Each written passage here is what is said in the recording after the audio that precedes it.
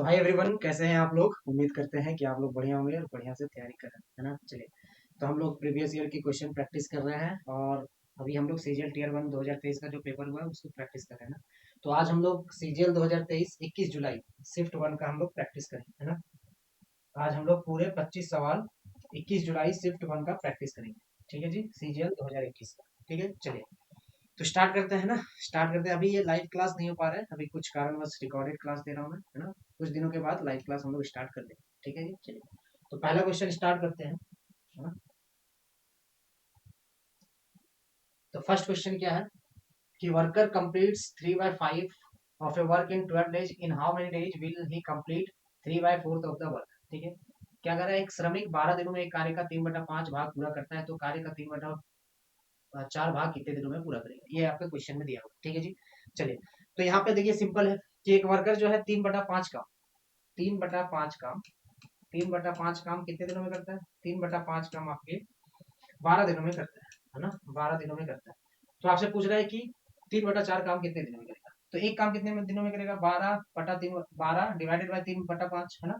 तो 3/4 कितने में करेगा, 3/4 काम आपका 3/4 कितने में करेगा, 12 डिवाइडेड बाय 3 डिवाइडेड बाय 5 होगा तो 5 यहाँ चला जाएगा और गुना 3/4 हो जाएगा। क्या हो जाएगा आपका 3/4, तो 3 3 कैंसिल हो गया, 4 3 12, तो ये हो गया आपका 15।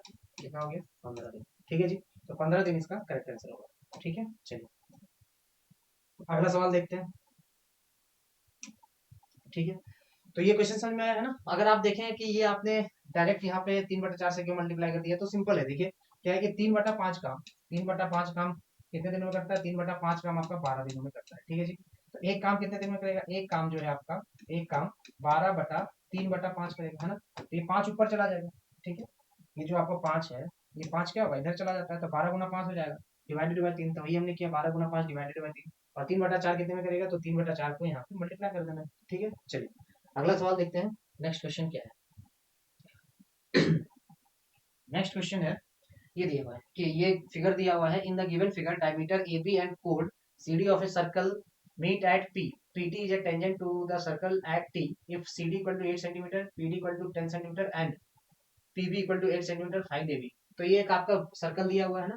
सर्कल में क्या है, पी टी टेंजेंट है आपका, और पी सी क्या है आपका, ये आपका एक सेकंड है ना। पीसी क्या है, सेकंड है। अगर आप सीडी देखें तो सीडी कॉर्ड है, ए बी आपका कोड है, और पी ए क्या है, ये सेकंड है। ठीक है जी, क्लियर है। चलिए तो यहाँ पे अगर हम देखें तो यहाँ पे आपसे क्या पूछ रहा है, फाइंड ए बी, है ना। आपसे ए बी पूछ रहा है, तो ए बी निकालना है। तो ए बी कैसे निकालेंगे, देखिए सिंपल सी चीज है। आपने सेकंड वाला फॉर्मूला पढ़ा है ना। सेकंड का फॉर्मूला क्या है, 2 सेकंड अगर रहता है तो हम लोग क्या करते हैं, जैसे मान लीजिए यहाँ पे एक ये क्या है आपका पी ए क्या है, सेकंड है, और यहाँ पे क्या है, पीसी भी एक सेकंड है, क्या है, सेकंड है। ठीक है जी, क्लियर है, ये सेकंड है। अब यहाँ पे ये जो सेकंड वाला फॉर्मूला होता है ना, 2 सेकंड जब होते हैं तो उसका फॉर्मूला होता है, क्या होता है फॉर्मूला, कि कंपेयर करते हैं हम लोग, है ना। तो ये पी ए, ये पूरा secant P A into P B, क्या होगा आपका पी बी, ये बराबर क्या होता है पी ए। ठीक है जी, समझिएगा, ध्यान से समझिएगा, है ना।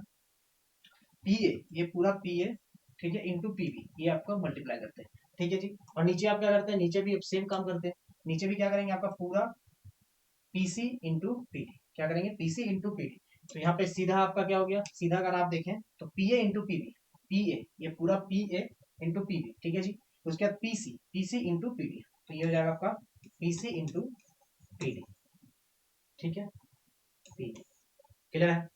ठीक है जी, चलिए अब यहाँ पे समझ में आ गया, पी ए का वैल्यू क्या है। अगर आप आपको क्या बोल रहे हैं, ए बी का वैल्यू निकालना है ना, ए बी का वैल्यू निकालना है। तो अब इसको मान लेते हैं अगर हम पीवी का वैल्यू देखें तो पीवी का वैल्यू 8 है, क्या है 8 है ना। पीए का वैल्यू आप रहने दीजिए ना, पीए का वैल्यू आपको पता नहीं है, पीवी का वैल्यू 8 है, और पीसी का वैल्यू क्या है, 10 और 8 18, कितना हो जाएगा 18।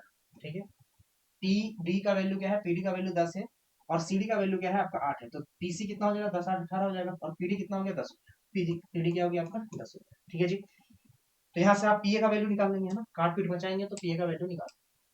तो पीए का वैल्यू हो गया 4 दूनी 8, 4 4 2 से काटे ना, 2 चौके 8, 2 पच्चे, और ये हो गया आपका 2, ये हो गया 9, 9 पच्चे 45/2। तो पीए क्या हो गया आपका, यहाँ पे देखते हैं, पीए क्या होगा, पीए हो गया आपका 45/2 यानी 22.5। पीए कितना आ गया 22.5। ठीक है जी, पीए आपका 22.5 आ गया। अब समझिएगा, ये पूरा आपका यहाँ से लेके यहाँ तक कितना आ गया 22.5 आ गया, 22.5। यहाँ से यहाँ तक कितना है 8 है, तो यहाँ से कितना यहाँ तक कितना होगा 22.5 माइनस 8 होगा, है ना, तो ये होगा आपका 14.5। ठीक है, तो 14.5 हो जाएगा आपका ए बी। तो ए बी क्या होगा, ए बी हो जाएगा आपका 22.5 माइनस 14, सॉरी 8 है ना, माइनस 8, ये हो जाएगा आपका 14.5। ठीक है, तो 14.5 इसका करेक्ट आंसर। ठीक है, क्लियर है। चलिए अगला सवाल देखते हैं। नेक्स्ट क्वेश्चन देखिए, the volume of a cuboid is twice that of a cube if the dimension of the cuboid are 8 metre into 8 metre into 16 metre, the total surface of the surface area of the cube is. ठीक है, एक घनाभ का जो आयतन है ना, घनाभ का आयतन घन के आयतन का दोगुना है। यदि घनाभ की बीमाएं 8 मीटर 16 मीटर है, तो घन का संपूर्ण पृष्ठीय क्षेत्रफल ज्ञात करें। ठीक है, सिंपल क्वेश्चन है कि आपका एक क्यूबाइड है, क्यूबाइड का जो वॉल्यूम है क्यूब का डबल है, क्यूब का डबल है, और क्यूबाइड का ये डायमेंशन दिया हुआ है ना, तो आपसे पूछ रहा है total surface area of cube. ठीक है जी, देखिए तो वॉल्यूम ऑफ क्यूब क्या होता है, वॉल्यूम ऑफ क्यूब होता है आपका 6 ए सॉरी ए क्यूब, माफ कीजिए, टोटल सरफेस एरिया होता है ए क्यूब, ये आपका वॉल्यूम ऑफ क्यूब होता है। ठीक है जी, ये आपका वॉल्यूम ऑफ क्यूब होता है, volume of cube equal to क्या, अब ये क्या है, वॉल्यूम ऑफ क्यूब जो है आपका ये आपका क्या है, आधा है, एक तरह से आधा। देखिए वॉल्यूम ऑफ क्यूबाइड क्या है, वॉल्यूम ऑफ क्यूब का डबल है ना, तो ये आपका 2 into volume of cube, 2 into volume of cube क्या होगा, volume of cuboid, volume of cuboid. ठीक है जी, क्लियर है। यहाँ पे यही बोल रहा है ना कि the volume of A cuboid is twice that of a cube, तो वॉल्यूम ऑफ क्यूबाइड क्या है, क्यूब का डबल है, तो यहाँ पे 2 इंटू ए। ठीक है, क्यूबाइड क्यूब का जो वॉल्यूम है क्यूबाइड का वॉल्यूम से, सॉरी माफ कीजिए, क्यूबाइड का जो वॉल्यूम है क्यूब का वॉल्यूम से डबल है। ठीक है जी, तो क्यूबाइड का वॉल्यूम क्या हो जाएगा आपका एल बी एच, क्या होता है एल बी एच। ठीक है, length into breadth into height, clear है जी। ठीक है, तो 2a³ क्या हो गया, ये हो गया आपका l क्या हो गया 8 गुना 16। ठीक है, एल बी एच हो गया है ना, 2 से काटेंगे तो ये हो जाएगा 8, तो 8 गुना 8 तो a बराबर क्या हो जाएगा आपका 8 हो जाएगा, है ना, a³ बराबर 8 गुना 8 है, तो a बराबर क्या हो जाएगा 8 हो जाएगा। ठीक है जी, क्लियर है। चलिए अब a बराबर 8 हो गया, तो टोटल सरफेस एरिया क्या होता है, total surface area of cube क्या होता है, total surface area of cube क्या होता है, ये होता है आपका 6a², क्या होता है 6a², यही होता है, तो 6 गुना 8 गुना 8। ठीक है जी, सिंपल निकल गया। अब यहाँ पे देखिए हम लोग अगर देखें तो 8×3=64, ठीक है, और 4×6=24, 4 आना चाहिए यूनिट डिजिट, यूनिट डिजिट 4 आना चाहिए, तो ये आपका नहीं होगा तो। ठीक है, अब यहाँ पे देखिए 324 जो है ना 18 का स्क्वायर, तो ये 18 का स्क्वायर नहीं बनेगा, अगर आप किसी हिसाब से देखें तो 18 का स्क्वायर 18 गुना 18 नहीं बन रहा, तो 384 इसका आंसर होगा। ठीक है, तो अगर आप देखें तो इस तरह से ऑप्शन एलिमिनेशन कर सकते हैं ना, लेकिन आप मल्टीप्लाई करना चाहते हैं तो मल्टीप्लाई भी कर दीजिए, सीधे हो जाएगा आपका, सीधे अगर करें तो 6 गुना 64 कर सकते हैं, या 48 गुना 8 कर दीजिए, है ना, 48 गुना 8 ज्यादा आसान होगा, 48 गुना 8 इसलिए आसान होगा क्योंकि 48 गुना 10 कितना होता है 480, 480 में से 96 घटा देंगे तो 384। ठीक है जी, तो 384 मीटर स्क्वायर इसका करेक्ट आंसर होगा, 384 मीटर स्क्वायर क्या होगा इसका करेक्ट आंसर होगा। ठीक है भाई, चलिए अगला सवाल देखते हैं, है ना। A works 3.5 times as fast as B, and A takes 45 days less than B to complete a job when each works alone. Calculate the number of days taken to complete the same job if A and B work together. बढ़िया question है ना, समझिएगा कि A जो है B से 3 गुना तेजी से कार्य करता है, और A किसी कार्य को पूरा करने में B से 45 दिन कम लेता है। कार्य करता है जब प्रत्येक अकेले कार्य करता है। ठीक है जी, यदि ए और बी एक साथ कार्य करते हैं तो उसी कार्य को पूरा करने में लगने वाले दिनों की संख्या ज्ञात कीजिए। ठीक है, तो हमें दिनों की संख्या ज्ञात करना है ना। चलिए बढ़िया है, क्वेश्चन समझिएगा, बढ़िया से समझिएगा, चीजों को अच्छे से समझिएगा तो बढ़िया से समझ में आएगा। चलिए देखते हैं कि ए जो है 3.5 times as fast as B, यानी ए बी का 3 टाइम्स है ना, मतलब उसका जो एफिशिएंसी है बी से 3.5 ज्यादा है, 3.5 मतलब 3.5 है। ठीक है, अगर बी ए का एफिशिएंसी सॉरी बी का एफिशिएंसी 1 है तो ए का होगा 3.5, 3.5 टाइम्स है, 3.5 टाइम्स मोर नहीं है ना, या 3.5 ज्यादा नहीं है ना, 3.5 टाइम्स है, ये चीज आपको ध्यान रखना। ठीक है, क्वेश्चन में आपको ये सब पूछेगा तो ध्यान रखना। तो ए और बी, तो कह रहा है कि ए का एफिशिएंसी जो है, ए का efficiency A works 3.5 times as fast as B, मतलब ए 3.5 गुना ज्यादा तेजी से काम करता है ना, 3.5 गुना ज्यादा तेजी से काम करता है, ज्यादा नहीं 3.5 गुना तेजी से काम करता है, ज्यादा अगर बोल देंगे तो फिर वहां पे क्या होगा, एक बढ़ जाएगा, है ना। मैंने बताया था आपको इंक्रीज टू या इंक्रीज बाय या मोर देन, है ना, कि समथिंग 3 टाइम्स मोर या 3 टाइम्स, ये सब में बहुत डिफरेंस होता है।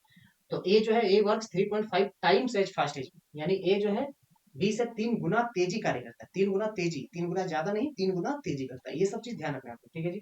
चलिए, तो यहाँ पे अगर ए बी का एफिशिएंसी 1 होगा तो ए जो है 3.5 टाइम्स काम करता है, यानी 3.5 हो जाएगा। तो पॉइंट हटाने के लिए हम क्या करेंगे, दोनों को 2 से गुना कर देंगे, तो ये 2 हो जाएगा, ये 7 हो जाएगा। तो ये एफिशिएंसी का रेशियो आ गया। किसका रेशियो आ गया? एफिशिएंसी का रेशियो आ गया कि ए का एफिशिएंसी 7 है, बी का एफिशिएंसी 2 है, ठीक है जी। ए का एफिशिएंसी 7 है, बी का एफिशिएंसी 2 है। जब एफिशिएंसी का रेशियो 7 रेशियो 2 आया, तो मुझे बताइए टाइम का रेशियो क्या होगा? टाइम का रेशियो होगा 2 रेशियो 7, ठीक है। टाइम का रेशियो क्या आ गया? 2 रेशियो 7। क्लियर है जी, यहाँ तक सबको समझ में आया है ना? यहाँ तक सबको समझ में आया। अब आगे देखिए क्या बोल रहा है कि ए takes 45 days less than B to complete a job when each works alone, ठीक है। ये जो है आपका क्या करता है, 45 दिन कम लेता है, किससे? बी से। ये क्या करता है, 45 दिन कम लेता है बी से, जब वो दोनों वो अकेले अकेले काम करते हैं, ठीक है। तो यहाँ पर मुझे एक बात बताइए, ये 2 दिन ले रहा है, मतलब 2 यूनिट टाइम ले रहा है, बी कितना ले रहा है? 7 यूनिट ले रहा है। ये 2 यूनिट टाइम ले रहा है, बी 7 यूनिट टाइम ले रहा है। तो डिफरेंस कितना का है? 5 का डिफरेंस है, 5 यूनिट का डिफरेंस है। और ए कितना ज्यादा कम टाइम लेता है? ए 45 कम लेता है, यानी 5 यूनिट का वैल्यू क्या होगा? 45 के बराबर होगा। सबको समझ में आया है ना? सबको समझ में आना चाहिए है ना? तो 1 यूनिट का वैल्यू क्या होगा? 1 यूनिट का वैल्यू क्या होगा जी? 9 दिन। 1 यूनिट का वैल्यू क्या होगा? 9 दिन, ठीक है। यानी अब यहाँ पे देखिए क्या बोल रहा है कि calculate the number of days taken to complete the same job if A and B work together. अब ए और बी दोनों मिलकर काम करेंगे तो कितने दिन में होगा? दोनों मिलकर काम करेंगे तो कितने दिन में काम होगा? तो दोनों मिलकर काम करेंगे तो सबसे पहले काम हमें निकालना पड़ेगा ना।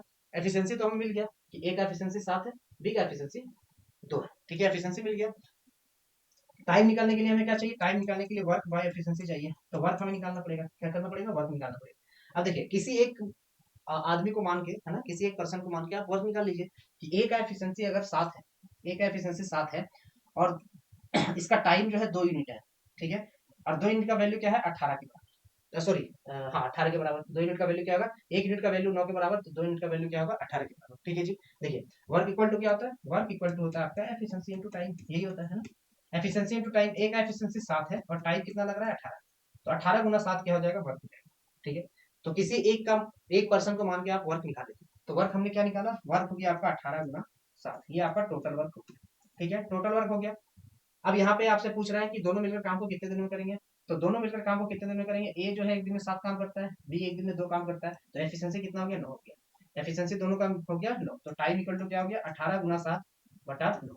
तो 9 से 18 कट गया तो 14 दिन में। दोनों मिलकर काम को कितने करेंगे? 14 दिन में करेंगे, ठीक है जी।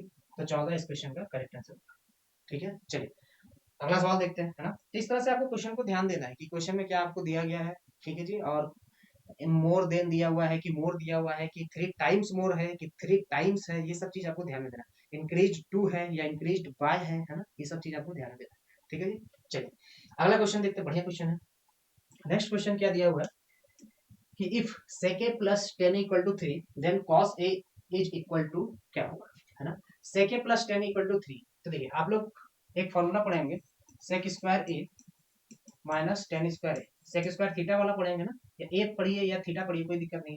Sec square A minus tan square ए क्या हो जाएगा? ये हो जाएगा आपका 1। क्या होता है आपका? 1, ये आप जानते हैं, ठीक है। तो इसको हम क्या लिख सकते हैं? ये अगर हम ए मान लें, इसको बी मान लें, तो a square minus B square है। A square minus B square को ब्रेक करता है तो क्या होगा? ए plus B into A minus B, ये होता है ना जी, ये होता है। तो सेक ए प्लस टेन ए, सेक ए प्लस 10 ए, ठीक है, इंटू सेक ए माइनस 10 ए। 10 ए क्या होगा? ये होगा आपका 1 के बराबर। किसके बराबर होगा? 1 के बराबर होगा, ठीक है जी। क्लियर है? यहाँ तक सबको अगर समझ में आ गया तो मुझे बताइए, ठीक है। चलिए, बहुत बढ़िया। अब यहाँ पे देखिए, सेके प्लस 10 आपका 3 दे दिया है ना, तो सेके माइनस 10 क्या हो जाएगा? ये आपका 3 है, तो ये क्या हो जाएगा? ये हो जाएगा आपका, देख लीजिए एक बात, है ना। सिंपल अगर आप देखें ना, एग्जाम में ऐसे नहीं बनेगी, एग्जाम में आपका तरीका अलग होना चाहिए। 10 है, ये हो गया आपका 1, तो सेके माइनस 10 हो जाएगा आपका, सेके माइनस 10 क्या हो जाएगा? ये हो जाएगा आपका 1/3, 1/3, ठीक है जी। क्लियर है? और सेके प्लस 10 क्या है? ये 3 है, सेके प्लस 10 क्या है? ये आपका 3 है, ठीक है जी। क्लियर है? बात समझ में आया? तो यहाँ पे अगर आपसे पूछ रहा है कॉस ए का वैल्यू, तो अगर हम सेक ए का वैल्यू निकाल लें तो कॉस ए का वैल्यू निकल जाएगा, है ना।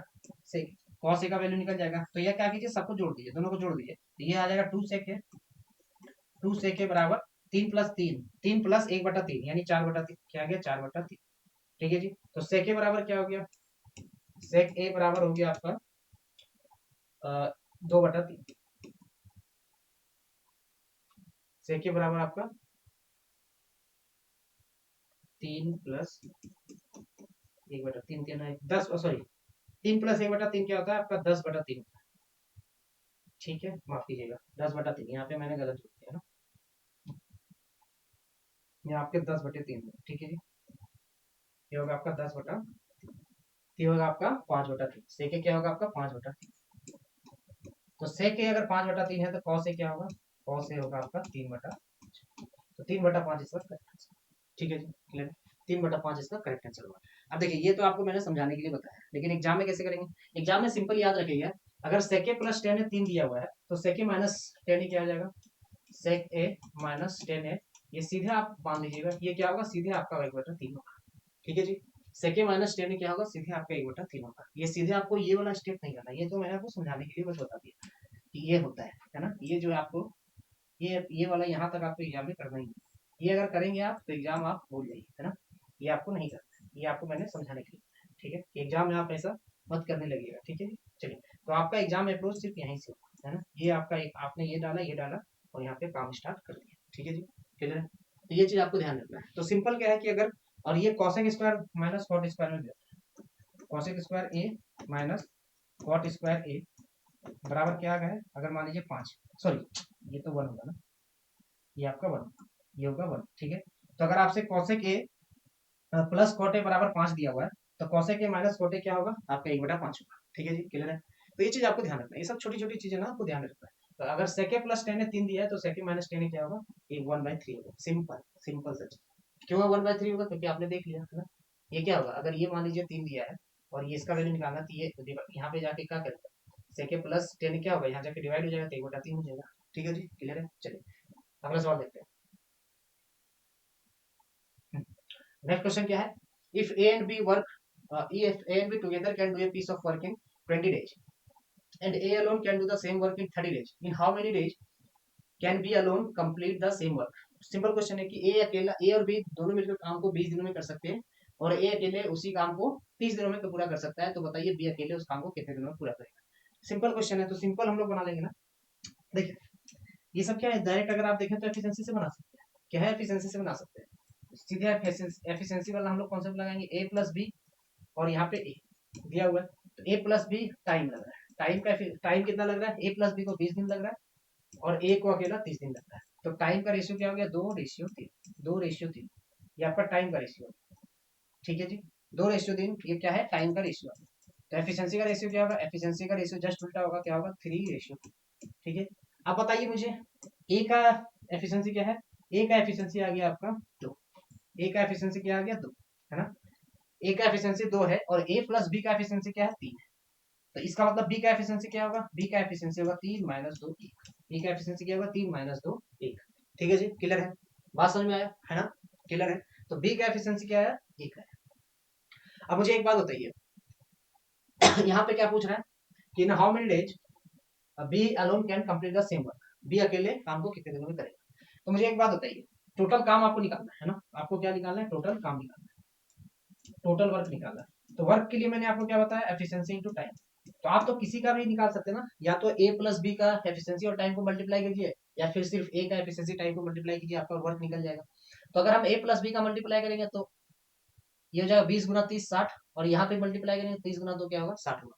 तो क्या हो जाएगा, एफिशिएंसी अगर हम ए का मानते हैं, ए का एफिशिएंसी आपका क्या है, ए का एफिशिएंसी 2 है और टाइम कितना लग रहा है, टाइम यहाँ पे देखिए टाइम क्या है 30, तो 30 दिन लग रहा है ना। तो टोटल वर्क क्या हो जाएगा 60 यूनिट, क्या हो जाएगा आपका 60 यूनिट।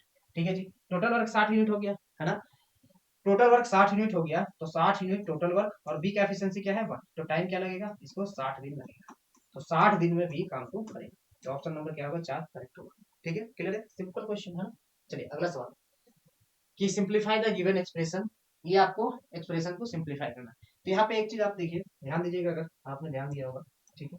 क्वेश्चन देख लीजिए क्या है कि a - 2b into B minus 3 है, a plus b, a minus 3b, B minus 3 है, 4a माइनस 5b।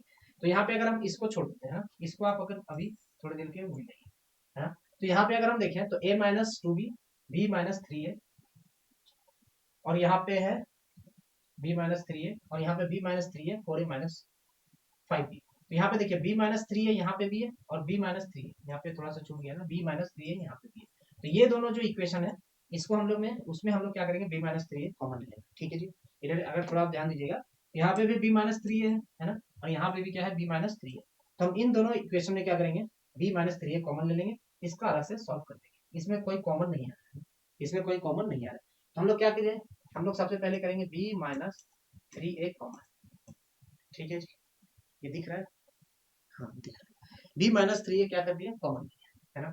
तो इसमें बचा a माइनस टू बी, क्या बचा आपका a माइनस टू बी, और इसमें बचा ये माइनस में है ना, यहाँ पे ध्यान दीजिएगा, ये क्या है माइनस में, तो minus four a plus five, क्या आ जाएगा आपका, minus four a plus five.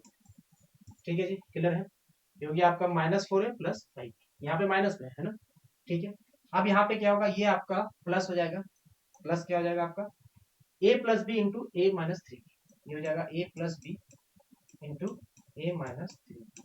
तो आपको इसको और इसको अलग से मल्टीप्लाई, इसको आपने अलग से मल्टीप्लाई नहीं किया, इसको आपने अलग से मल्टीप्लाई नहीं किया, इसमें कॉमन लेके सीधे हम लोग काम करेंगे। ठीक है, तो यहाँ पे आपका क्या होगा, मल्टीप्लीकेशन का टाइम थोड़ा बच जाएगा, है ना।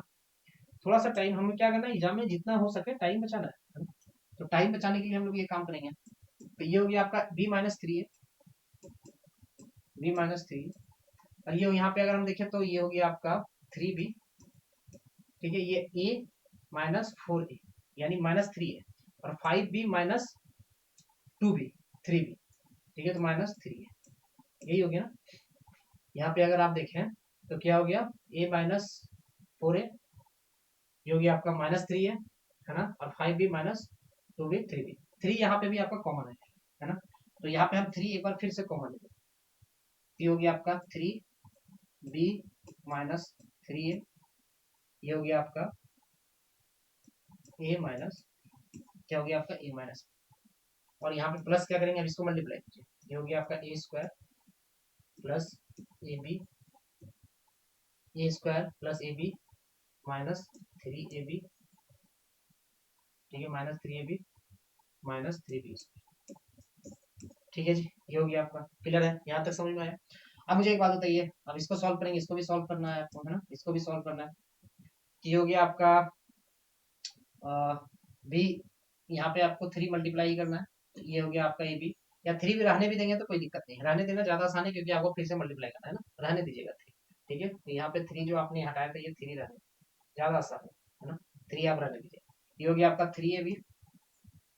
ठीक है, ये आपका थ्री ए बी हो गया, ये हो गया आपका माइनस नाइन ए स्क्वायर। ठीक है, ये हो गया माइनस थ्री बी स्क्वायर, है ना, माइनस थ्री बी स्क्वायर, और ये हो गया आपका nine A B plus nine. ठीक है, क्लियर है, और यहाँ पे हो गया आपका, एक सेकंड, कहीं गलती हो गई क्या, b minus a minus two b minus three a common लिया, a minus two b minus four a plus five b. ठीक है, a plus b a minus three b, एक सेकंड है ना, ये हो गया बी माइनस थ्री है, थ्री ए, हाँ हाँ, square plus A b, square plus A B. ठीक है, माइनस थ्री ए बी, थ्री बी स्क्वायर, है ना, three A B,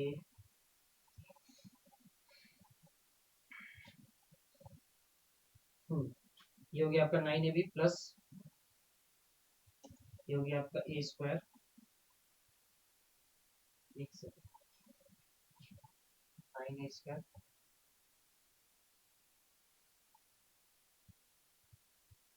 A square. ठीक है, बी माइनस थ्री, ओहो हो, देखिए गलती हो गया ना, एक सेकंड ना, थोड़ा सा गलती हो गया मेरे से, क्या हुआ, गलती हो गया, यहाँ पे मैंने थ्री ए माइनस बी, यहाँ पे थ्री बी माइनस थ्री है, थ्री बी माइनस थ्री है, देखिए चीज को समझिएगा, थोड़ा सा दिक्कत हो गया, यहाँ पे गलती हो गया, बी माइनस थ्री है ना, यहाँ पे थोड़ा सा मैंने, मेरे से क्या मिस्टेक हो गया, मिस्टेक ये हो गया कि बी माइनस थ्री है लिखा था मैंने, यहाँ पे थ्री बी माइनस थ्री होना चाहिए, है ना, बी प्लस में होना चाहिए, थ्री बी माइनस थ्री होना चाहिए, ये मिस्टेक हो गया। ठीक है जी, आप लोग करेक्ट कर लीजिए, है ना, या हो सकता है आप लोगों ने सही बना ही लिया हुआ है ना, चलिए बढ़िया बात है, अगर आपने सही बना लिया तो बहुत अच्छी बात है, थ्री बी माइनस थ्री।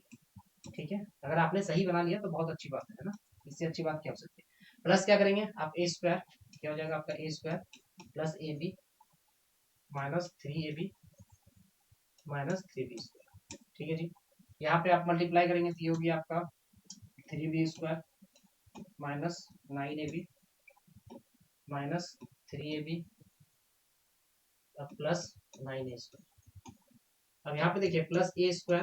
अब यहाँ पे आंसर आप निकाल सकते हैं, यहाँ पे आंसर आप देखें तो देखिए 9a² आपका 10a² वाला आंसर होगा। तो ये आपका दो ऑप्शन तो गया, दो ऑप्शन क्या हो गया क्या, लेकिन फिर भी आपको अभी चेक करना पड़ेगा ab minus 3ab ab minus 3ab minus 3b। ठीक है जी, अब यहाँ पे देखिए, अब यहाँ पे आपको चेक करना है ये दोनों ऑप्शन में कौन सा होगा, है ना। आपका दो ऑप्शन ये, अच्छा 10 तो होगा यहाँ ab माइनस 3b, ये आपका दो ऑप्शन गया, क्योंकि आप देखिए 9a² और a²। ठीक है, ये 9a² और a², बस दो ही जगह आपका a² है, बाकी नहीं है। तो 10a² तो आपका आएगा ही है, बाकी आपको -14ab आएगा कि -4ab आएगा, ये आपको देखना है। तो b² देखिए b² क्या हो गया, कट गया, है ना। तो यहाँ पे आप जोड़ दीजिए 9 3 12, 12 और 3 15, 15 में से एक गया तो 14। तो ये हो गया आपका 10a² माइनस 14ab। ये क्या हो गया आपका 10a² माइनस 14। ठीक है, तो आप करेक्ट कर लीजिएगा, है ना, पहले थोड़ा गलती हो गया था। तो ये ज़्यादा लंबा टाइम नहीं, इस क्वेश्चन को अगर आप देखें तो यहाँ पे सॉल्व करने में ज़्यादा टाइम लग गया मुझे, है ना, क्योंकि पहले मैंने गलत कर लिया था। लेकिन अगर देखें तो ज़्यादा टाइम नहीं लगेगा। आप अगर ये ले लेते हैं ना कॉमन, ये वाला आप कॉमन ले लेते हैं, है ना, ये आप कॉमन ले लेते हैं तो आपको तुरंत मिल जाएगा, चीज़ें तुरंत आसान हो जाएगी। और ऐसे बहुत स्टेप लिखना नहीं है ना, अगर आपने ये लिखा तो ये आपको लिखने की जरूरत नहीं है। ये कुछ कुछ आपको दिमाग में करना, मतलब आपको दिमाग में यूज क्या बोलते हैं, माइंड में कैलकुलेशन करना है। जैसे आपने a-2 भी लिया, तो ये जो मैंने स्टेप लिखा ये आपको लिखने की जरूरत नहीं है। एग्जाम में अगर आप ये लिखते हैं तो समझिए कि आप थोड़ा सा पीछे चल रहे हैं, है ना। एग्जाम में ये आपके दिमाग में चलना चाहिए स्टेप, आपको सीधे ये स्टेप आना चाहिए एग्जाम में आपका सीधे यहाँ से स्टार्ट होना चाहिए कि आपने b-3 कॉमन लिया और a-4 किया, यानी आपका -3 है, और 2b प्लस 5b यानी 3b, 3b-3 है, आपका डायरेक्ट यहाँ आना चाहिए और सीधे आपको ये मल्टीप्लाई होना चाहिए। ठीक है जी, क्लियर है, चलिए बहुत अच्छे। अगला सवाल देखते हैं। अगला सवाल है क्या कि आनंद covers a certain distance in the first leg of 5 hours at the speed of 50 km per hour. In the second leg, he increased the speed by 20%, due to which he covered 20% extra distance than that of the first leg. He covered the third leg at the average speed of first two legs and covered 10% extra distance than that of the second leg distance. How much total time did he take to complete all the three legs?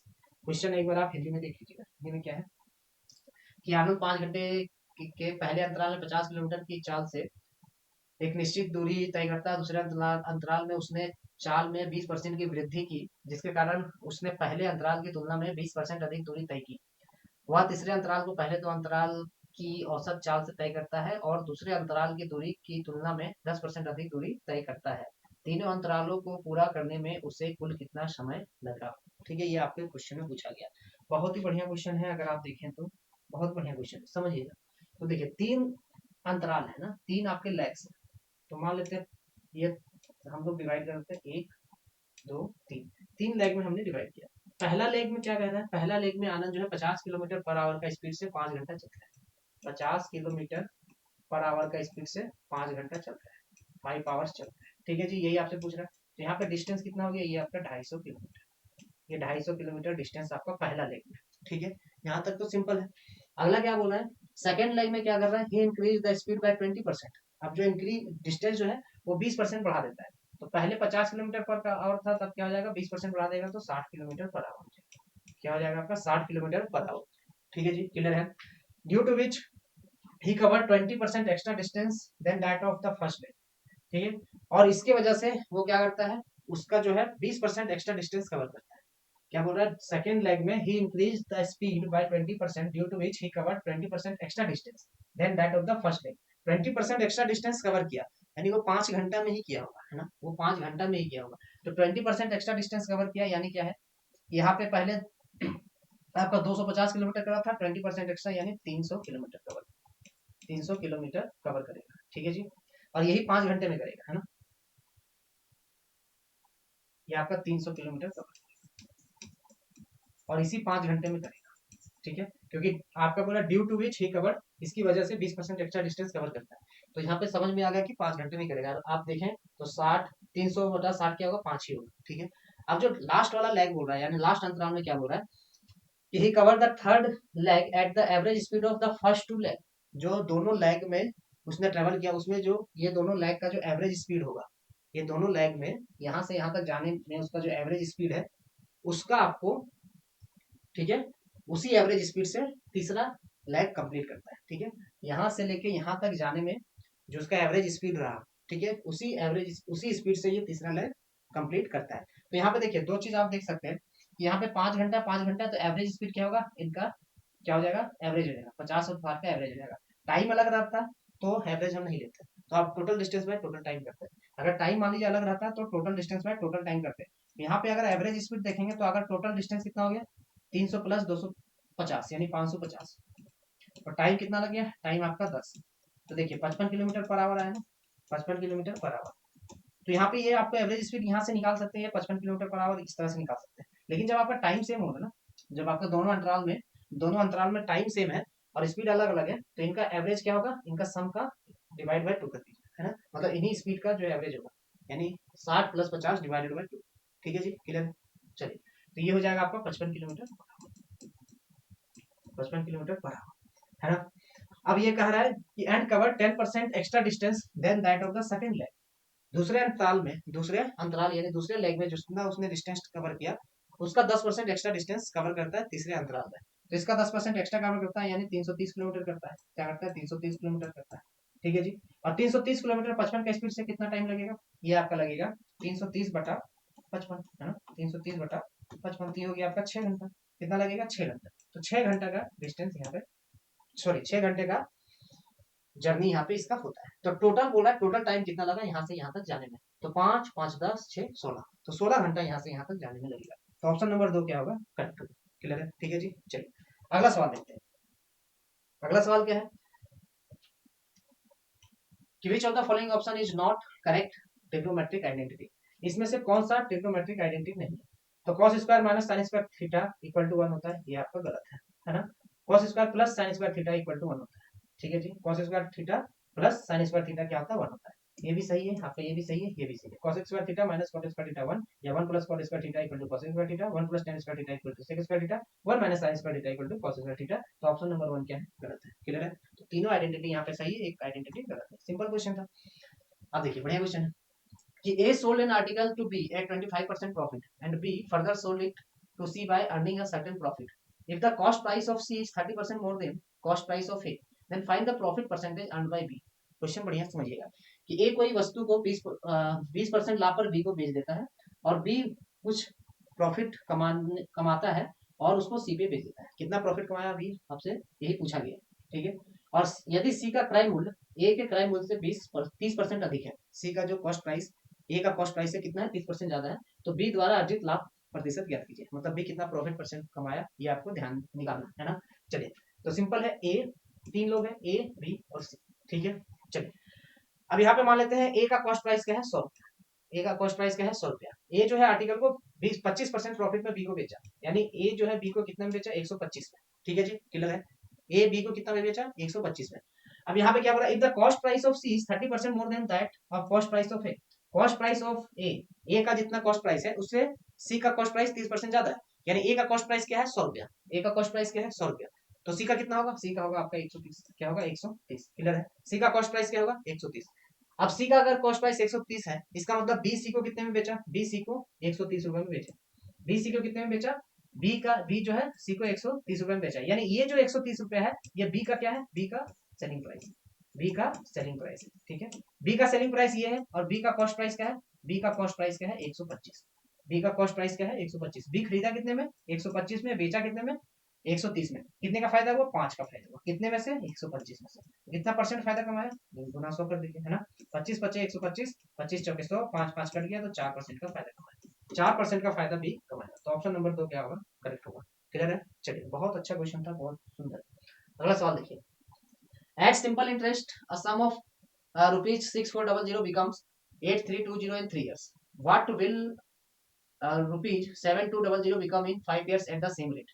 है ना, simple question है, समझिएगा। हाँ ठीक है, चलिए कि 6400 रुपया, है ना, 6400 रुपया आपका कितना बन जा रहा है, 8320 रुपया बन जा रहा है ना। 64 रुपया 8320 रुपया बन जा रहा है। तो एसआई कितना हुआ, सिंपल इंटरेस्ट आपका 3 साल में कितना हुआ, 8320 माइनस 64 रुपया है ना, 8320 माइनस 64 रुपया, ये आपका क्या हुआ, सिंपल इंटरेस्ट बनेगा 5 साल में। ये सिंपल इंटरेस्ट इन 3 ईयर्स है ना, सिंपल इंटरेस्ट इन 3 ईयर्स कितना हो जाएगा आपका 1920 रुपया, 1920 रुपया। तो 3 साल में सिंपल इंटरेस्ट आपका 1920 रुपया हुआ। ठीक है जी, क्लियर है। यहाँ पे समझिएगा आपका 3 SI, ठीक है, 6400 रुपया पर 6400 रुपया पर, ठीक है, 3 साल में 3 ईयर्स में सिंपल इंटरेस्ट कितना मिला, 1920 रुपया। ठीक है जी, क्लियर है। रेट यहाँ पे सेम है, दोनों का क्या है, रेट सेम है। यहाँ पे बोल रहा ना सेम रेट, जब सेम रेट है तो यहाँ पे हम कंपेयर कर देंगे, सीधे कंपेयर कर देंगे। कैसे कंपेयर करेंगे, देखिएगा कि 6400 रुपया पर, 6400 रुपीज पर 3 साल में 1920 रुपया का इंटरेस्ट मिला, 3 साल में 1920 रुपया का इंटरेस्ट मिला।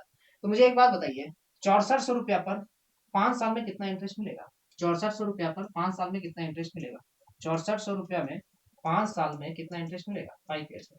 तो 1 साल में कितना मिलेगा, अगर 1 साल में देखें तो यहाँ पे कितना मिलेगा, 1 साल में मिलेगा आपको 3 से, यहाँ पे 3 से क्या करेंगे, डिवाइड कर देंगे, तो हो जाएगा 600, 3 6 18, 640 रुपया है ना। 1 साल में 640 रुपया मिला, तो 5 साल में कितना हो जाएगा, 5 साल में, यहाँ पे पहले आप एक काम करते हैं, सिंपल से आपको बता देते हैं, ठीक है। यहाँ पे 5 साल नहीं, यहाँ पे 1 साल मानते हैं, ठीक है, कि 1 साल में 1 ईयर में कितना मिलेगा, 1 ईयर में आपको मिलेगा 640 रुपया, 640 रुपया 1 साल में। तो 6400 रुपया में, 6400 रुपया में 5 साल में कितना मिलेगा, 5 ईयर्स में मिलेगा आपको 3200 रुपया। ये सिंपल सवाल है, सिंपल मतलब आपका निकल गया है ना, सिंपल चीज है। तो 6400 रुपया में 5 साल में 3200 रुपया का इंटरेस्ट कमाता है, ठीक है। 6400 रुपया में 5 साल में 3200 रुपया इंटरेस्ट कमाता है, तो 7200 रुपया में 5 साल में कितना इंटरेस्ट कमाएगा।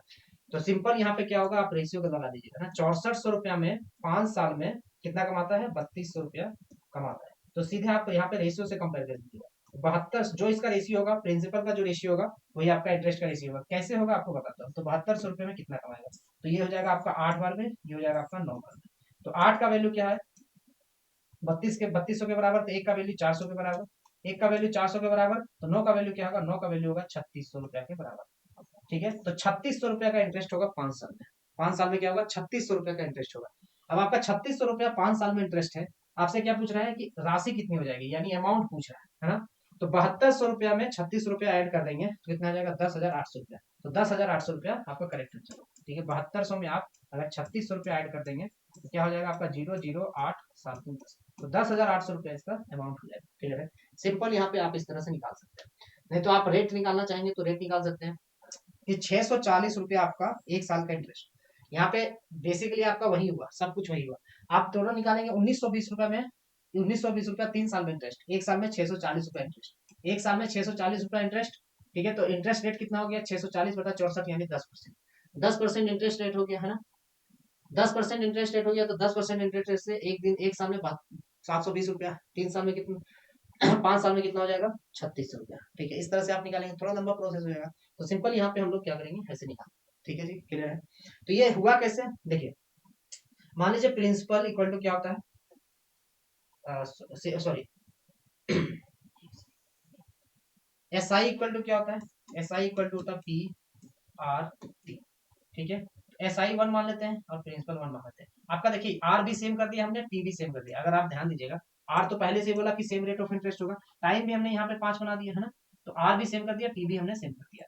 अब divided by S I two, S I two equal to क्या होगा, पी टू, प्रिंसिपल अलग है, आर आपका सेम है, टी आपका सेम, ये आर टी कट जाएगा। तो देखिए principal divided by principal 1 divided by principal 2 equal to S I 1 divided by S I 2, principal 1 divided by principal 2 equal to S I 1 divided by S I 2, clear है।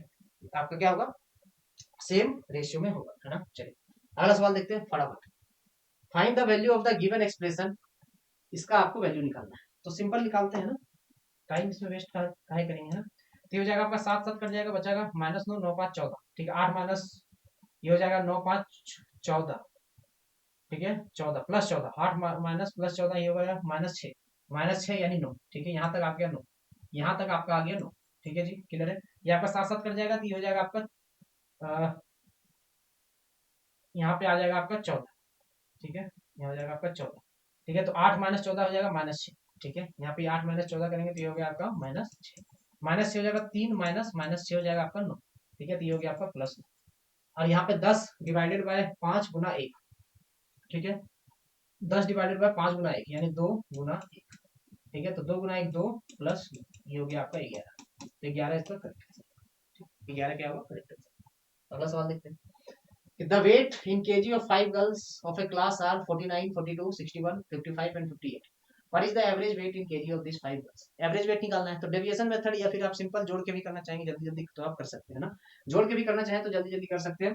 देखिए यहाँ पे 9 और 1 आप ऐसा जोड़िए कि आपका 0 आ जाए, तो ये हो जाएगा आपका 110, कितना हो जाएगा 110, और यहाँ पे देखिए 42 और 58, 42 और 58 कितना हो गया आपका 100, तो 110 और 100 210, 210 और 55 265, 265 डिवाइडेड बाय 5 कितना हो जाएगा आपका 53, 53 केजी आपका करेक्ट आंसर।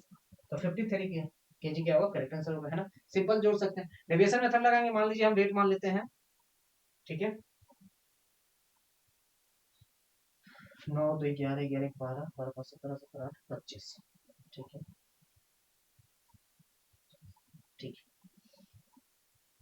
25 और 2 5 2 7 5 12 12 4 18 4 22 4 26, ठीक है सही आंसर है ना। 5 से करेंगे तो 5 25 25 5 दिया। अगर डेविएशन मेथड लगाएंगे तो मान लीजिए हम वेट मान लेते हैं, कुछ भी मान लीजिए आप, क्या होना चाहिए 50 मान लेते हैं, वेट क्या मान लेते हैं 50, तो ये डेविएट कर रहा है -1 सॉरी हाँ -1 है ना, ये आपका -8, ये हो गया +11, ये +5, ये +8 डिवाइडेड बाय 5 कितना डेविएशन है, तो 8 1 9, 8 8 कट गया आपका 11 5 16 -1 यानी 15 का डिवीजन है, +15 का डिवीजन है डिवाइडेड बाय 2, तो ये हो गया आपका 5, +5 का डिवीजन सॉरी यहाँ पे डिवाइडेड बाय 5 डिवाइडेड बाय 5, ये हो गया आपका +3 एवरेज का डेविएशन, इसमें +3 कर दिया, ये हो गया 50, तो डेविएशन से भी आप कर सकते हैं ना। तो ये सिंपल आपका डेटा था तो आप कैलकुलेट कर लीजिएगा ज्यादा अच्छा होगा, ठीक है, डेविएशन क्यों लगाने जाए। चलिए अगला क्वेश्चन क्या है ये देखिएगा, बढ़िया क्वेश्चन है।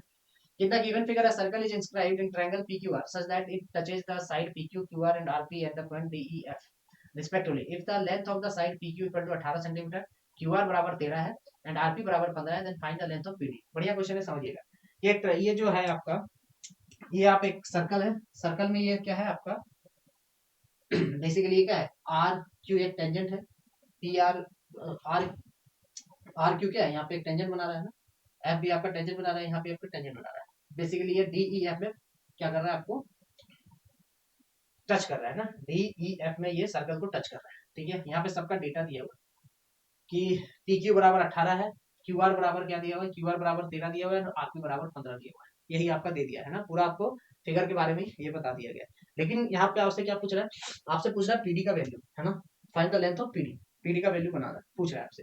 तो देखिए हम पीडी मान लेते हैं यहाँ से यहाँ तक एक्स है, पीडी क्या है, पीडी आपका यहाँ से यहाँ तक एक्स है, पीडी एक्स है। तो अगर पीडी एक्स है तो पी एफ भी क्या होगा एक्स होगा, है ना। कोई सर्कल होता है, कोई सर्कल में लेंथ ऑफ टेंजेंट क्या होता है आपका एक सर्टेन पॉइंट से सेम होता है, यानी अगर पी है और पी ए पी बी क्या होता है सेम होता है, यानी कोई एक्सटर्नल पॉइंट से अगर हम किसी सर्कल में क्या होगा, कोई एक्सटर्नल पॉइंट से हम सर्कल में एक पॉइंट पे दो पॉइंट पे टेंजेंट बना रहे हैं ना, कोई अलग दो अलग अलग पॉइंट पे टेंजेंट बना रहे हैं, तो क्या होता है वो दोनों का लेंथ क्या होता है सेम होता है। कोई एक्सटर्नल पॉइंट पी से हम किसी सर्कल के किसी दो पॉइंट में टेंजेंट ड्रॉ कर रहे हैं तो लेंथ क्या होता है सेम होता है, यानी पी ए बराबर पी बी होता है, ठीक है जी, क्लियर है। अब ये एक्स है तो ये पूरा 18 है, तो ये क्या हो जाएगा 18 माइनस एक्स, ठीक है। और ये अगर एक्स है, ये अगर एक्स है तो आरपी क्या हो जाएगा, आरपी क्या है आपका 15 है, तो ये आपका आर एफ क्या हो जाएगा 15 माइनस एक्स हो जाएगा, और ये 15 माइनस एक्स है तो ये भी 15 माइनस एक्स हो जाएगा, और ये 18 माइनस एक्स है तो ये भी 18 माइनस एक्स हो जाएगा। अब इसका वैल्यू क्या दिया है, आर क्यू का वैल्यू क्या दिया है सर, आर क्यू का वैल्यू दिया है 13, यानी यहाँ से लेके यहाँ तक क्या दिया है 13, क्या दिया है 13 सेंटीमीटर, ठीक है जी। तो यानी 15 माइनस एक्स, देखिए यही लिख देते हैं ना, 15 minus x plus 18 minus x बराबर क्या दिया है 13 दिया, ठीक है। तो 18 प्लस 15, 18 प्लस 15 कितना 33, 33 माइनस 13 20, तो 20 बराबर क्या है, 20 बराबर आपका 2x है, तो x बराबर क्या है, x बराबर आपका 10 आ जाएगा, है ना, x बराबर क्या आ जाएगा, x बराबर आपका 10, 10 सेंटीमीटर इसका correct answer. Option option number 1 क्या होगा करेक्ट होगा, क्लियर है, x बराबर कितना हो गया 10, ठीक है, सिंपल सा क्वेश्चन था। चलिए अगला सवाल कि इफ एक सेकंड,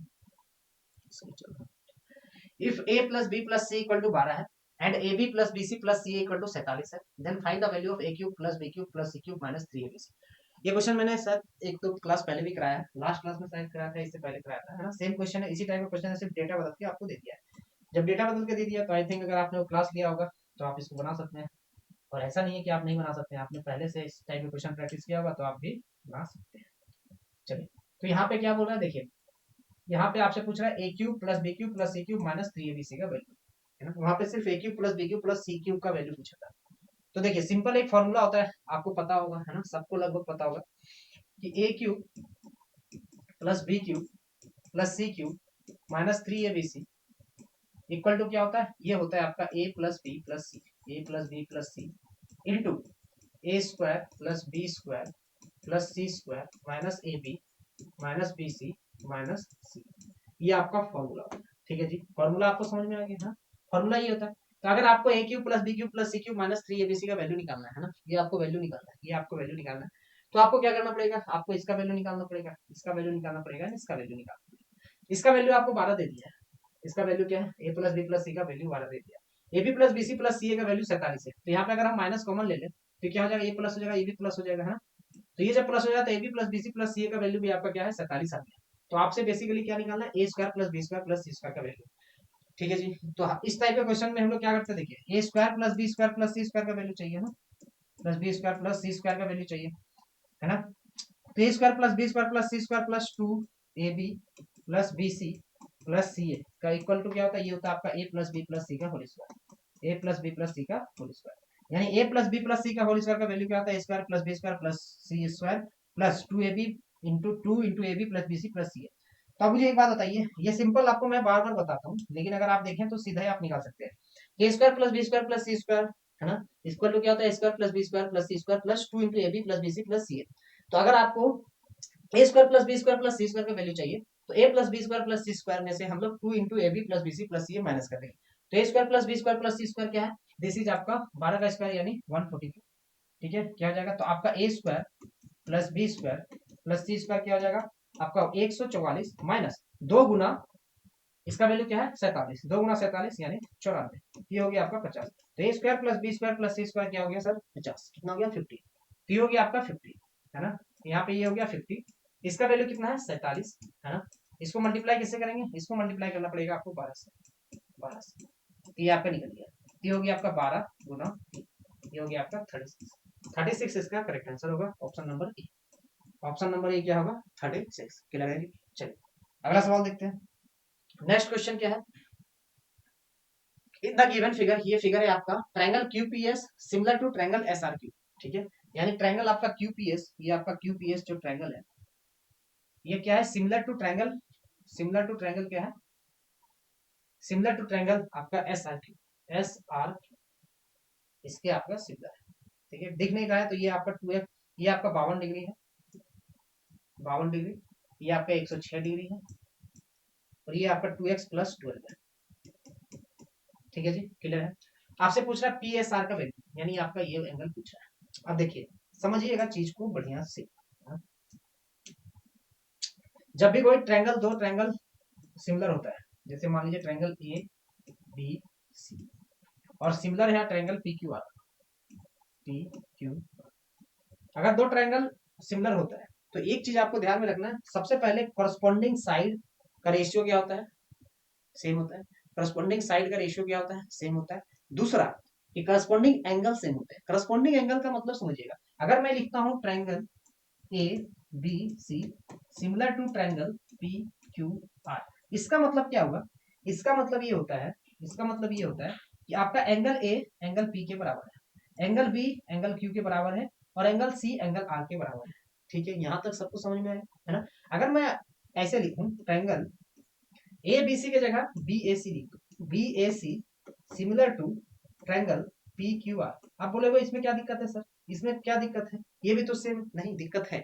यहाँ पे आप ये नहीं कर सकते, सिमिलर है, सिमिलरिटी दोनों सिमिलर है, कोई दिक्कत नहीं, लिखने में बस यही फर्क है कि अब जो है आपका एंगल बी एंगल पी के बराबर होगा। यहाँ पहले क्या था, एंगल ए एंगल पी के बराबर था, लेकिन अब एंगल बी जो होगा आपका एंगल पी के बराबर होगा, ठीक है जी। और एंगल ए जो है एंगल क्यू के बराबर हो जाएगा, और एंगल सी जो है एंगल आर के बराबर होगा। तो जिस तरह से यहाँ लिखा हुआ होता है, जिस तरह से यहाँ लिखा हुआ होता है, यानी करस्पॉन्डिंग एंगल या करस्पॉन्डिंग साइड, वही उसी तरीके से हम लोग लेते हैं। ठीक है जी, ये चीज आपको ध्यान में रखना है। ये चीज अगर आप ध्यान में नहीं रखते हैं तो बहुत लोग यहाँ पे गलती कर देते हैं, नाम पे जाना है ना, नाम में क्या रखा है ऐसा नहीं है, नाम में बहुत कुछ रखा है ना। चलिए, बोलते हैं ना, शेक्सपियर कहते हैं कि नाम में क्या रखा है, नाम में बहुत कुछ रखा है, खासकर ज्योमेट्री में सिमिलरिटी और कॉन्ग्रुएंसी में, है ना।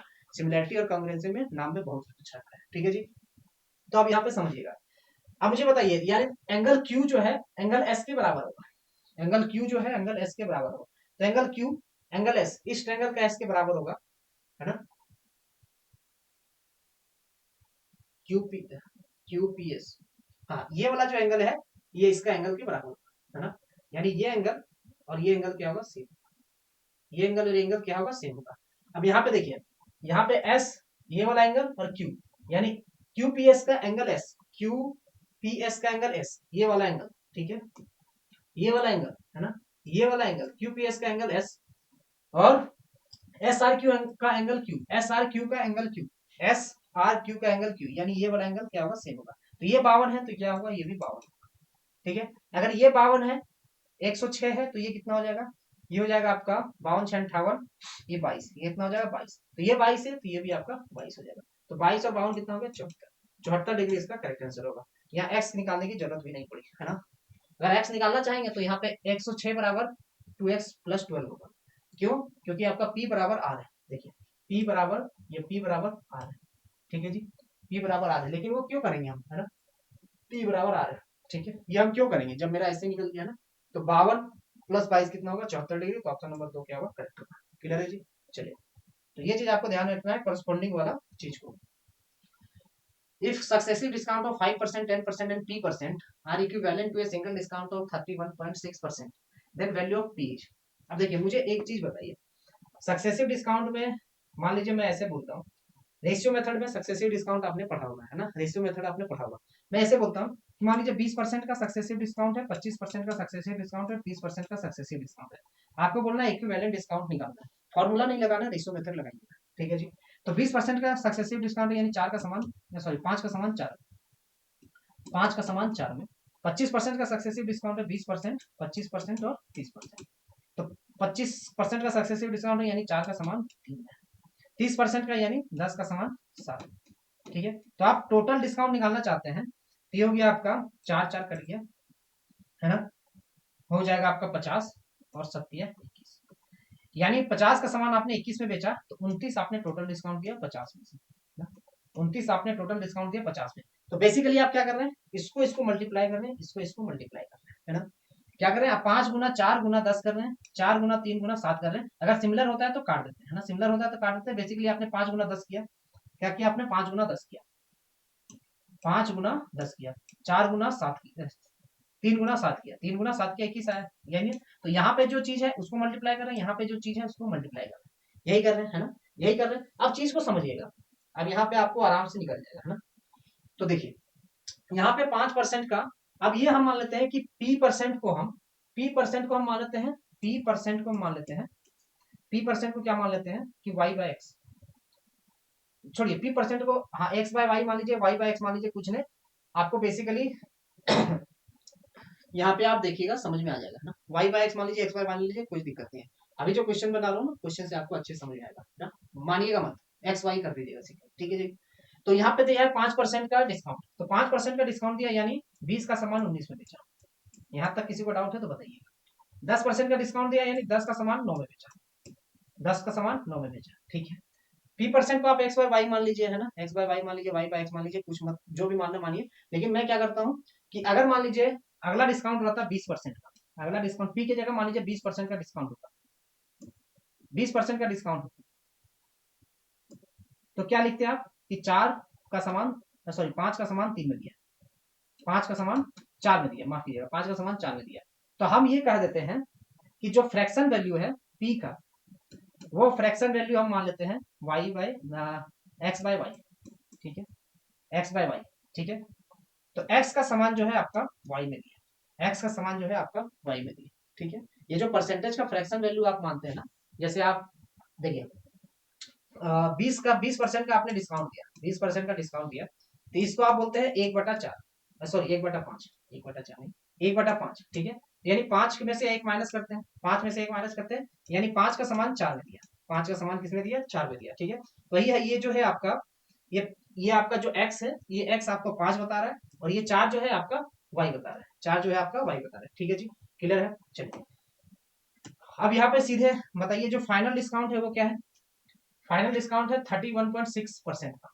लेकिन एक बात बताइए, ये आपका मार्क प्राइस होता है, ये आपका सेलिंग प्राइस होता है, तो ये डिस्काउंट है। डिस्काउंट क्या होता है, आपका mark price minus selling price, है ना, mark price minus selling price.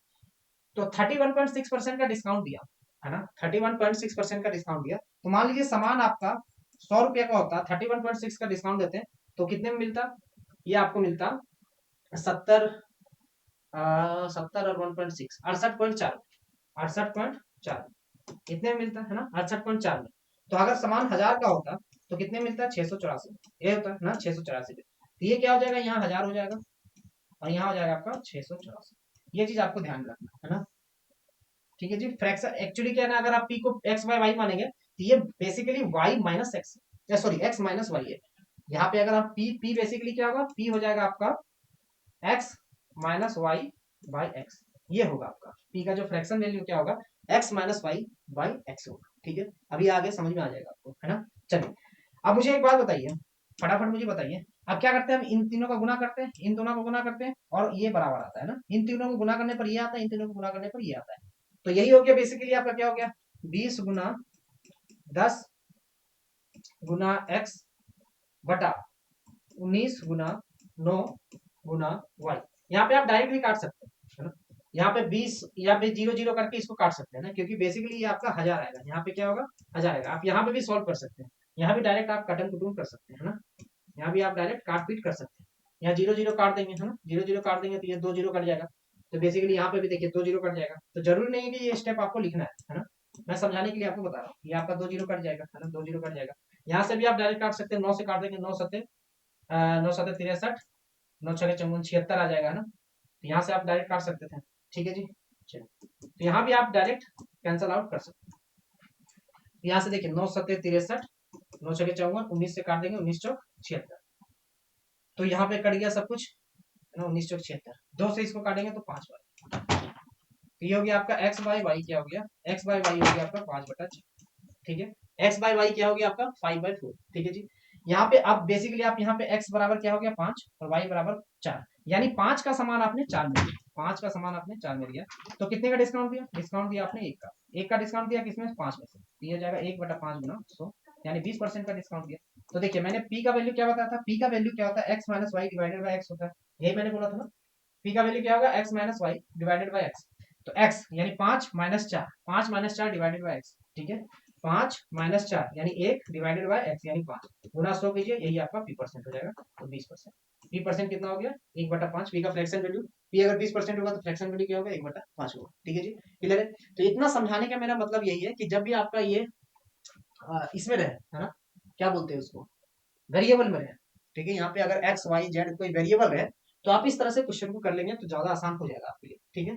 चलिए ये अच्छा, ये तो सही है, ठीक है। चलिए अगला सवाल देखते हैं। नेक्स्ट क्वेश्चन क्या है कि x plus Y equal to 7 है and X Y equal to 19 है, then calculate the value of X square plus Y square. Simple question है, तो देखिए सिंपल है, ये x प्लस वाई का होल स्क्वायर क्या होता है, x प्लस वाई का होल स्क्वायर होता है आपका X square plus Y square plus 2xy, यही होता है ना जी।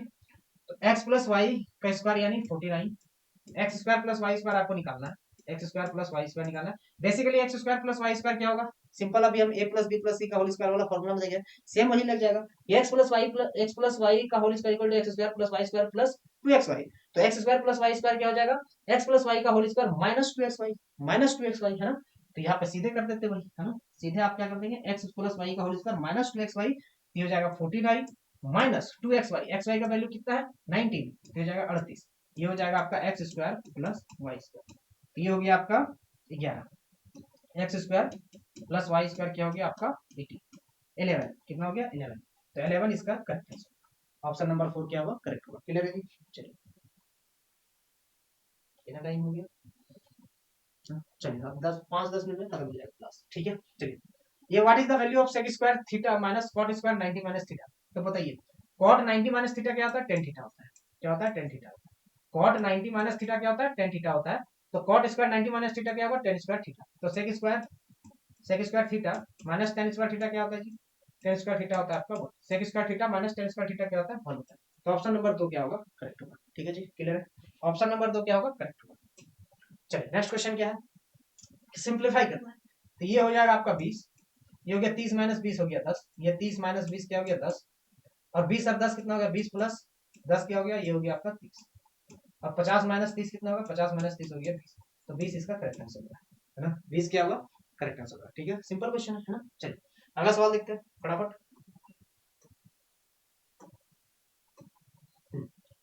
अनुज and Anup have to travel from place A to place B in their respective cars. Anuj is driving at 70 km per hour and take 3 halts of 10 minutes each, while Anup is driving 80 km per hour and takes 4 halts of 15 minutes each. The time taken by Anup to reach place B if Anuj takes 8.5 hours each. देखिए question बड़ा है, simple सादा question है। क्या है कि अनुज और अनूप अपनी अपनी कारों में स्थान ए और स्थान बी तक की यात्रा करनी है। अनुज 70 किलोमीटर पर आवर के स्पीड से चलता है।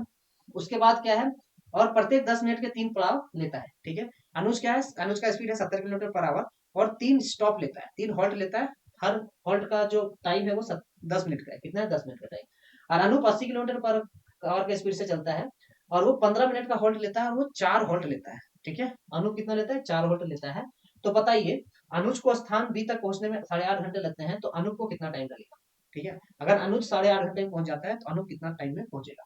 सिंपल सा देखिए क्वेश्चन कि अनुज को कितना लग रहा है, 8.5 घंटा। अनुज को कितना लग रहा है, 8.5 आवर्स। ठीक है, अनुप अनुप को कितना, अनुज है ना, अनुज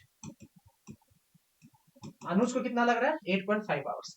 अब यहाँ पे क्या बोल रहा है कि अनुज जो है 3 हॉल्ट लेता है 10 मिनट का, 3 हॉल्ट लेता है 10 मिनट का, यानी टोटल उसने कितने का हॉल्ट लिया, 3 हॉल्ट लिया, यानी 10-10 मिनट का 3 बार हॉल्ट लिया, 3 बार स्टॉप किया। तो 10-10 20 और 10 30, 30 मिनट का हॉल्ट लेता है। तो उसको स्थान ए से बी तक पहुंचने में कितना टाइम लगेगा। मुझे एक बात बताइए कि अगर मान लीजिए वो हॉल्ट नहीं लेता, वो अगर सीधा चुपचाप चलता है ना, कहीं रुकता नहीं, सीधा चलते रहता है, कहीं रुकता नहीं, तो उसको 30 मिनट कम लगता है। यानी ए से बी, मान लीजिए स्थान ए से बी जा रहे हैं ना, स्थान ए से बी, प्लेस ए से बी जाने में अनुज अगर विदाउट होल्ड जाता तो उसको 8 घंटे लगते, 8 आवर्स ही लगते, क्योंकि 30 मिनट का उसने क्या किया, यानी 0.5 घंटे का 0.5 आवर्स का किसने उसने हॉल्ट लिया, तो सिर्फ 8 घंटे ही लगते है ना, 8 घंटे ही लगते। और 70 का स्पीड से जा रहा है, 70 किलोमीटर पर आवर का स्पीड से जा रहा है, तो डिस्टेंस क्या आ जाएगा, डिस्टेंस हो जाएगा 8×56 560 किलोमीटर पर 560 सॉरी 560 किलोमीटर, ये डिस्टेंस है, किलोमीटर पर आवर है ना, डिस्टेंस है। तो 560 किलोमीटर ए से बी का डिस्टेंस हो गया, क्लियर है।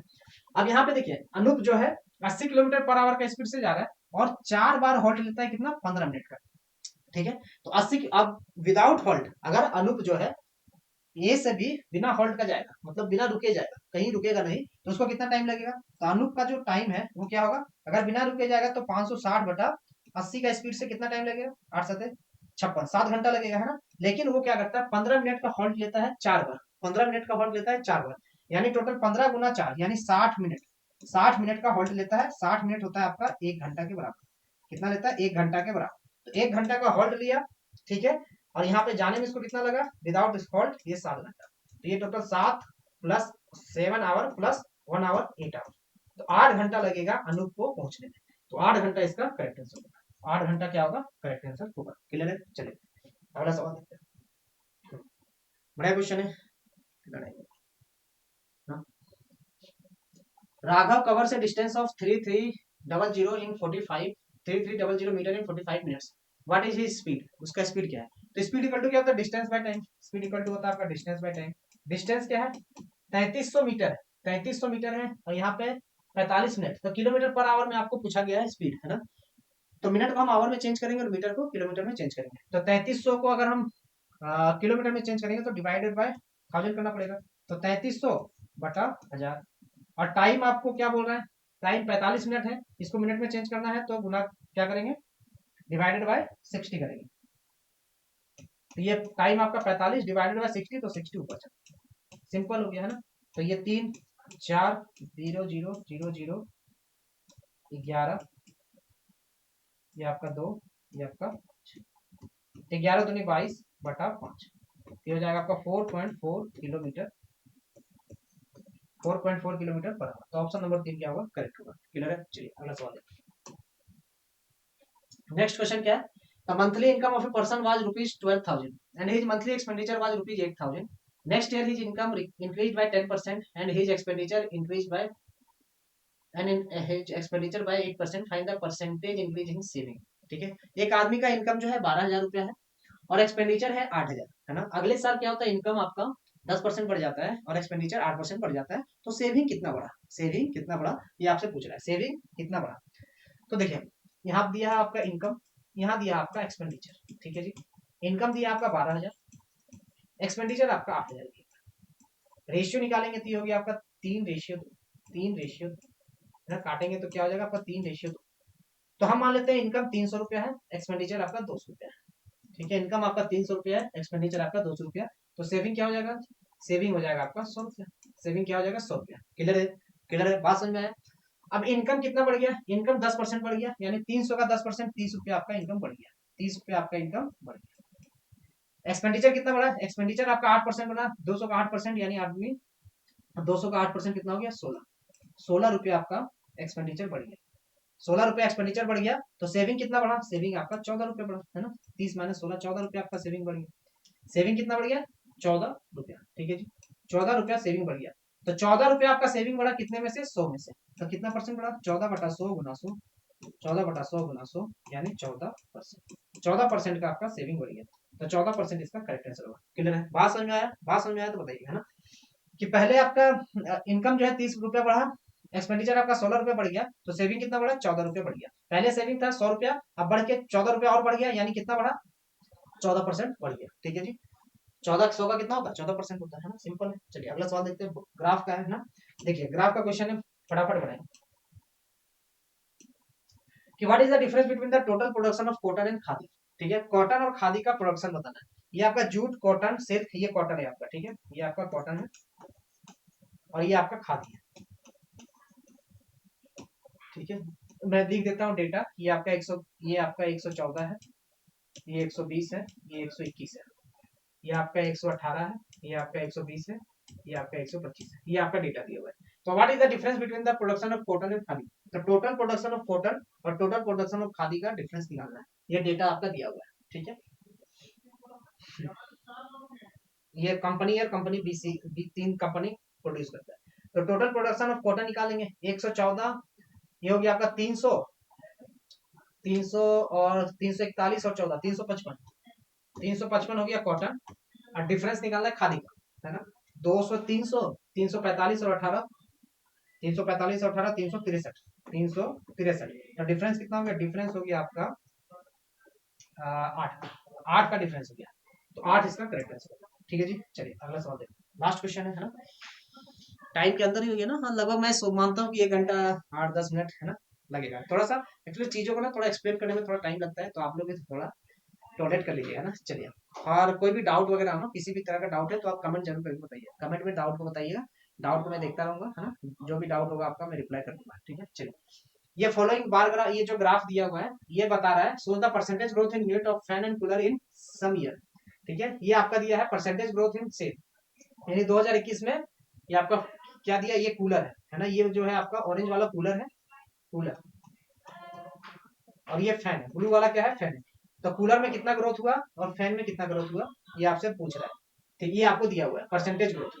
क्वेश्चन क्या है, what is the difference between the averages of the growth rate in coolers and fans.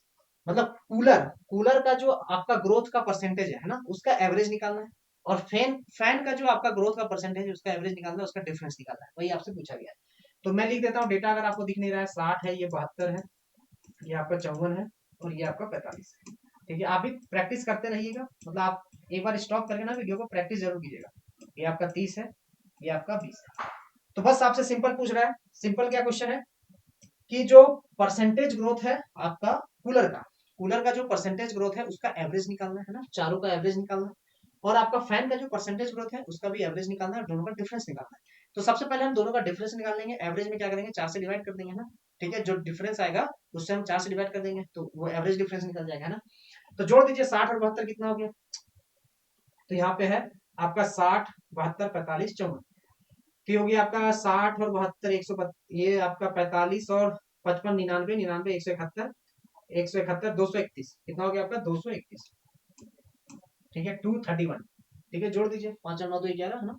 5 4 9 9 7 16 16 5 और 9 9 7 16 16 1 17 17 8 6 23। ठीक है क्लियर है। ये हो गया 30 25 50 50 और 27 50 और 27 हो गया 70 और 18 77 और 18 कितना होता है जी 77 और 18 हो गया आपका 95 तो -95 ये आपका डिफरेंस हो गया है ना। डिफरेंस हो गया डिवाइडेड बाय 4 कर दीजिए तो ये आपका एवरेज डिफरेंस निकल जाएगा है ना। ठीक है ये क्या एवरेज का डिफरेंस निकल जाएगा। ये हो गया आपका